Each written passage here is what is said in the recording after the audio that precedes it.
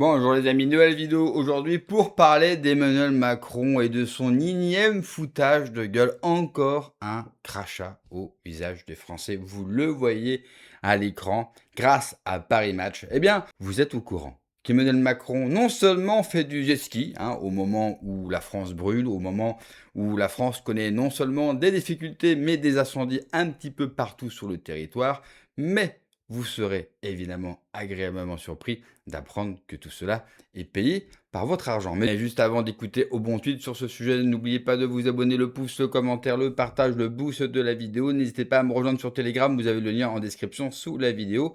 On les écoute et on en parle juste après. Faisait de la voile, pourquoi pas, tu vois, un truc qui nécessite un peu de technique, mais là, vroom vroom sur son jet ski, c'est le degré zéro enfin voilà, quoi, c'est vraiment à l'image du mec. Voilà, je le hais. Tu le hais? Ouais. Mais là, qu'est-ce que t'en penses, toi, Patrick? C'est quand même un message incroyable. On nous parle de réchauffement climatique, la canicule, blablabla, le CO2, etc. Et je rejoins notre ami du bon tweet. S'il faisait de la voile ou du surf, bravo. Là, il fait du jet ski. Ça fonctionne avec quel carburant le jet ski? Et même si c'est électrique, même si c'est un jet ski électrique, il a bien fallu la produire, cette électricité. Donc, oui, non, bien sûr, c'est... Alors, en revanche, cette fois, ils l'ont pas photoshopé comme il l'avait fait, tu sais, sur une photo où il avait des biceps, où Mike Tyson était jaloux de... Là, il est photoshopé, là. Oui, mais moins quand même. Oui. Quand tu regardes les Moins. biceps, c'est presque plus naturel.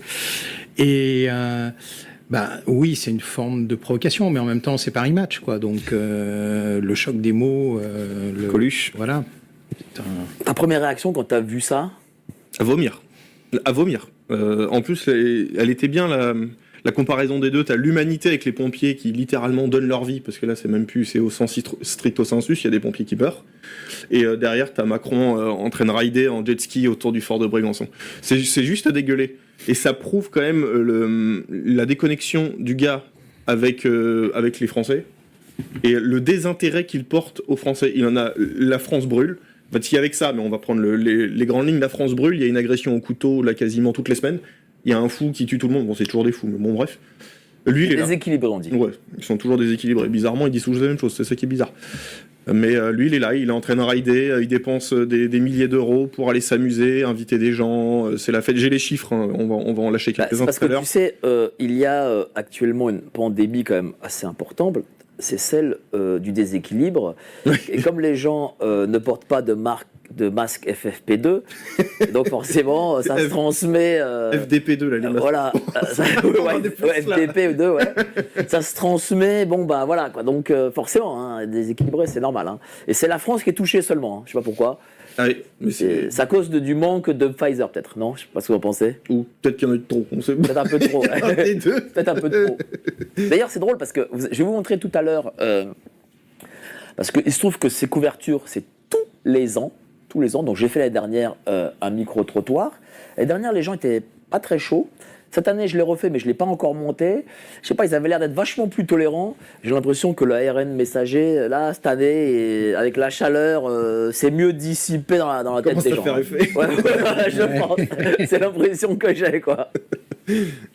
Non, parce qu'effectivement, je veux dire, c'est un... Enfin, c'est méprisant. Enfin, on peut pas afficher plus de mépris que cette photo. Alors après, on va dire oui, mais vous comprenez, il est fatigué, machin, etc. T'es fatigué de quoi? Mais ok, tu peux être fatigué, tu peux prendre des vacances, il n'y a aucun problème, mais tu n'es pas obligé de nous mettre cette photo devant les yeux. Enfin, C'est exactement ça, surtout que ça, c'est organisé. Ben, Il n'y bien a pas sûr. un paparazzi qui l'a pris en... Ben, évidemment. Non, il a posé, tout est organisé pour faire des ventes. Donc, tu aurais pu mettre... excuse-moi juste... Non, vas-y, je t'en prie, pardon. Je termine juste pour dire que ils auraient pu mettre un homme grave, enfin, tu vois, avec de la dignité face à une situation... on en parlait. Donc, vous parliez des pompiers, mais par exemple, actuellement, les agriculteurs, ce que je disais, c'est que le fourrage dans les champs, c'est moins à 30-50% par rapport à l'année dernière, et les éleveurs commencent déjà à taper dans les stocks de juillet, à taper dans les stocks de l'hiver dès le mois de juillet. Donc on a une activité dramatique parce que des personnes qui souffrent de cette chaleur, ça a des conséquences énormes. Hein. On pense qu'il y aura moins 30% de récolte de maïs cette année. Donc ça veut dire que sur les prix, etc., il y aura des conséquences. Donc ils auraient pu choisir une image plus digne, plus grave, plus à la hauteur. Mais peut-être que c'est trop compliqué. Alors, cher Bon Tweet, toi, tu as été dans la communication dans ton autre vie. Quand tu vois cette une, on sent que c'est de la communication, c'est-à-dire que c'est pas un type qui s'est caché je ne sais où avec un téléobjectif.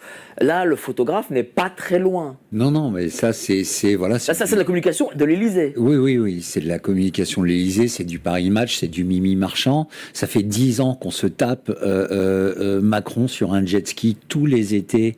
Voilà. D'ailleurs, si je peux en profiter pour faire une réflexion extrêmement complotiste. Donc, il fait 40 degrés un peu partout en France aujourd'hui. Là, j'ai vérifié. Donc, du côté de Saint-Trope, il fait 31 degrés. Voilà, donc il a beaucoup de chance. Il a beaucoup de chance parce qu'il est dans l'endroit où il fait pas trop chaud. Oui, parce que le fort de Brégançon, c'est à Côte d'Azur. Voilà, c'est la Côte d'Azur, c'est juste à côté de voilà, c'est Bormes-les-Mimosas, c'est à 20 minutes de Saint-Trope. Tout est payant là-bas aussi. Voilà. Non, mais en général, là où il fait chaud en été, c'est là-bas. Voilà, là il fait chaud partout, sauf là où il est enfin.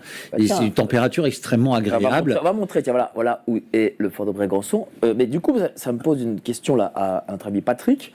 Est-ce que un dôme de chaleur peut s'arrêter essentiellement sur Paris et ne pas aller sur la Côte d'Azur? Est-ce que ça peut être naturel? Comme le nuage de Tchernobyl. Merci. Voilà, comme le nuage Voilà, tu me l'ôtes de la bouche. qui s'arrête aux Exactement. Alpes. C'est-à-dire qu'aujourd'hui, la précision de ces armes permet effectivement de toucher une commune. Alors évidemment, peut-être pas un village, mais peut-être même si un village.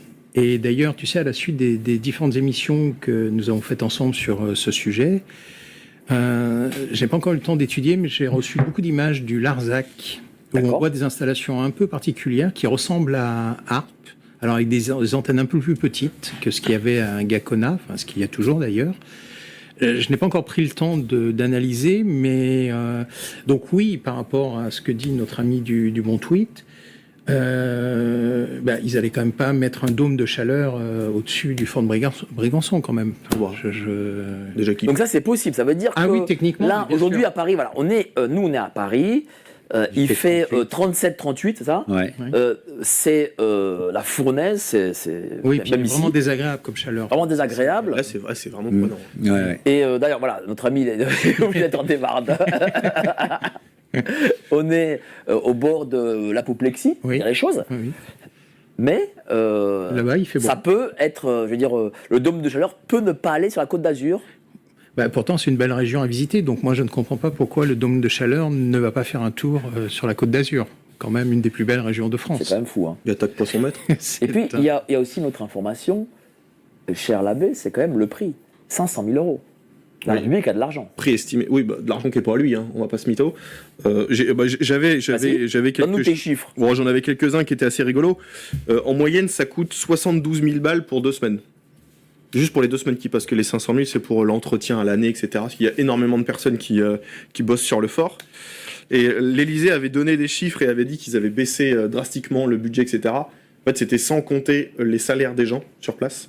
Donc ils avaient menti. Parce que le régisseur, je crois qu'il touche quelque chose comme 75 000 euros par an. Ah, Il est payé à rien foutre. Hein. le régisseur, c'est quoi un régisseur? En fait, c'est celui qui régit le fort quand il n'y a personne. C'est un peu le concierge, entre guillemets. C'est lui qui gère les jardiniers, les D'accord. venus, etc. Quoi. Plusieurs choses, car beaucoup de choses ont été dites dans cet extrait. Déjà, je vais aller à contre-pied. Si ça serait le général de Gaulle qui serait en vacances dans ce fort, est-ce qu'on aurait les mêmes réactions? La réponse est non. Alors oui, certains me diront, si c'était le général de Gaulle, il aurait sûrement payé tout ça de sa poche. Ce qu'il faisait bien sûr avec sa femme, c'est vrai. Mais mettons ça de côté.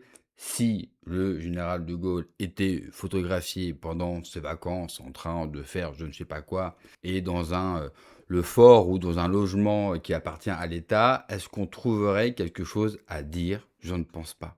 Parce qu'en fait, tout dépend de notre perception et du bilan de l'homme politique. Là, le problème, en l'occurrence, c'est qu'on parle d'Emmanuel Macron, de 1000 milliards de dettes supplémentaires. Il est là le problème.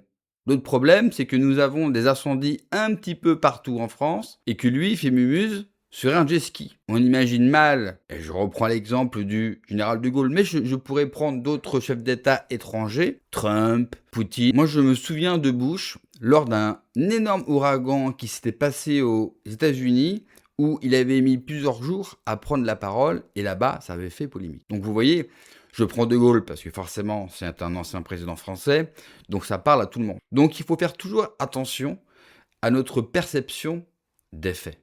Et oui, c'est de la pure provocation. Évidemment, parce que Macron parte en vacances, on va quand même pas lui reprocher, même si on le déteste. Un président a le droit de prendre des vacances, un député aussi.